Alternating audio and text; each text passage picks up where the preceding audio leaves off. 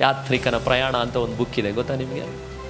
Pilgrim progress. ಬೈಬಲ್ನ ನಂತರ ಅತಿ ಹೆಚ್ಚು ಸೇಲ್ ಆದಂಥ ಒಂದು ಪುಸ್ತಕ.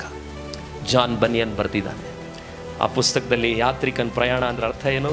ಈ ಭೂಮಿಯಲ್ಲಿ ರಕ್ಷಣೆ ಹೊಂದಿರುವಂಥ ವಿಶ್ವಾಸಿ ನಾಶನದ ಪಟ್ಟಣದಿಂದ ಭವ್ಯವಾದಂಥ ಪರಲೋಕದ ನಗರಕ್ಕೆ ಪ್ರಯಾಣ ಮಾಡುವಂಥ ಜರ್ನಿ. ಸಾಧ್ಯವಾದರೆ ಪಿಕ್ಚರ್ ನೋಡ್ರಿ, ಅದು ಯೂಟ್ಯೂಬ್ನಲ್ಲಿ ಪಿಲ್ಗ್ರಿಮ್ ಪ್ರೋಗ್ರೆಸ್ ಅಂತಿದೆ. ಅವನ ರಕ್ಷಣೆ ಹೊಂತಾನೆ. ಅವನ ಹೆಂಡ್ತಿ ಹೇಳ್ತಾಳೆ, ಆ ಊರಿಗೆ ಹೋಗ್ಬೇಡ, ಭವ್ಯವಾದಂಥ ಪಟ್ಟಣ ಅಂತೀಯ, ನಮ್ಮನ್ನೆಲ್ಲ ಬಿಟ್ಟು ಹೋಗ್ತೀಯ.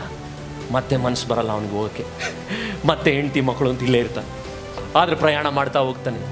ಮಧ್ಯದಲ್ಲಿ ಒಬ್ಬ ಬರ್ತಾನೆ, ಮಿಸ್ಟರ್ ವೈಸ್ ಮ್ಯಾನ್ ಅಂತ. ಅವನು ಹೇಳ್ತಾನೆ, ನೀನು ಈ ಲೋಕದಲ್ಲಿರೋದನ್ನೆಲ್ಲ ಎಂಜಾಯ್ ಮಾಡೋ, ಇಲ್ಲೆಲ್ಲ ಎಂಜಾಯ್ ಮಾಡ್ಕೊಂಡು ಇಲ್ಲದೆ ಏನೋ ಹೋಗ್ತಿದ್ಯಾ, ಬೇಜಾರಾಗಿ ಮತ್ತೆ ವಾಪಸ್ ಹೋಗುತ್ತೆ. ಆ ಪಿಕ್ಚರ್ ನೀವು ನೋಡಬೇಕು. ಅವನ ಈ ನಿಜವಾದಂಥ ವಿಶ್ವಾಸಿಯ ಜೀವನ. ಅವನಿಗೆ ವೈಸ್ ಮ್ಯಾನ್ ಬರ್ತಾನೆ, ಟೆಂಪ್ಟೇಷನ್ ಬರ್ತಾನೆ. ಲಾಸ್ಟಲ್ಲಿ ಇನ್ನೇನು ಆ ಊರಿಗೆ ಹೋಗಿ ತಲುಪಬೇಕು, ನಿರಾಶೆ. ಅಲ್ಲೋಗಿ ಒಂದು ಹಳ್ಳದಲ್ಲಿ ಬಿದ್ದೋಗ್ಬಿಡ್ತಾನೆ. ಬಿದ್ದು ಎದ್ದೇಳ್ತಾನೆ. ಅವಾಗ ಸೈತಾನ ಬರ್ತಾನೆ, ಮತ್ತೆ ಹೇಳ್ತಾನೆ, ಇಲ್ಲಿ ಈ ರೂಟಲ್ಲಿ ನೀನು ಯಾಕೋ ಬಂದೆ, ನಿರಾಶೆ ಅನ್ನೋ ಹಳ್ಳದಲ್ಲಿ ಬಿದ್ದಿದೆಯಲ್ಲೋ, ಈ ರೂಟಲ್ಲಿ ಬಂದು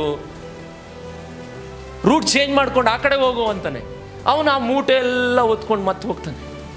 ಅವನಿನ್ನೇನು ಆ ಊರು ಬಿಟ್ಬಿಟ್ಟು ವಾಪಸ್ ಅವ್ನ ಮನೆಗೆ ಹೋಗೋಣ ಅಂದಾಗ ಇವ್ಯಾಂಜಲಿಸ್ಟ್ ಅಂತ ಒಬ್ಬ ಬಂದು ನಿಂತ್ಕೊಳ್ತಾನೆ, ಸುವಾರ್ತಿಕ.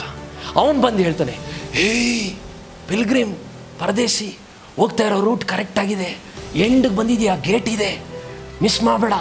ನಿರಾಶೆ ದಾಟಿದೆಯಾ, ಶೋಧನೆ ದಾಟಿದೆಯಾ, ಎಲ್ಲನೂ ದಾಟಿ ಬಂದಿದೆಯಾ, ಎಂಡ್ ಬಂದಿದೆಯಾ, ಓಡೋಗ್ಬೇಡ ಅಂತ. ತಕ್ಷಣ ಅವನೇನು ಮಾಡ್ತಾನೆ, ಮೂಟೆ ಹೊತ್ಕೊಳ್ತಾನೆ. ನೋಡ್ರಿ ಅಲ್ಲಿ ಚಿತ್ರ. ಇನ್ನೇನು ಶಿಲುಬೆ ಹತ್ರ ಹೋಗ್ತಾನೆ. ವಾವ್! ಜಾನ್ ಬನಿಯನ್ ಜೈಲಿನಲ್ಲಿದ್ದಾಗ ಬರೆದಂಥ ಪುಸ್ತಕ ಅದು. ಒಬ್ಬ ವಿಶ್ವಾಸಿಯ ಪ್ರಯಾಣ ಹೇಗಿದೆ ಅಂತ ಬರೀತಾನೆ. ಒಂದು ದಿನ ಬರುತ್ತೆ, ಅವನು ಹೋಗಿ ಆ ಶಿಲುಬೆಯಲ್ಲಿ ದೇವರನ್ನು ನೋಡ್ತಾನೆ. ಅವನ ಮೇಲಿದ್ದಂಥ ಅಷ್ಟು ದೊಡ್ಡ ಮೂಟೆನು ರಪ್ ಅಂತ ಉರುಳು ಬಿಡುತ್ತೆ. ಹಲ್ಲೆಲೂಯಾ!